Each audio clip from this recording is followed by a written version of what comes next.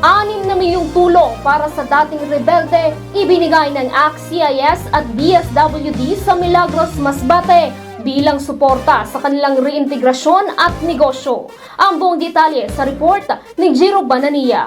Bilang bahagi ng reintegrasyon ng mga dating rebelde sa normal na pamumuhay, nakatanggap ang mga ito ng umabot sa 6 million pesos na cash assistance mula sa ACT-CIS Party List at Department of Social Welfare and Development sa Milagros, Masbate nitong ika-3 ng Oktubre. Ang tulong ay bahagi ng Sustainable Livelihood Program na naglalayong suportahan ang kanilang pagninegosyo at tulungan silang muling makasama sa lipunan. Ang mga benepisyaryo ay mula sa People's Organization ng 2nd Infantry Battalion at nakipagtulungan ito sa DOLE at iba pang lokal na pamahalaan para sa kanilang pagpaparehistro at sa pagkuha ng nasabing asistensya.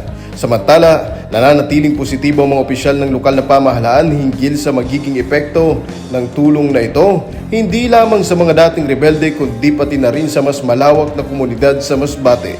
Ang kanilang layunin ay tiyakin na ang mga benepisyaryo ay magkakaroon ng mas maliwanag na kinabukasan at makakapagsimula ng mas mapayapang buhay.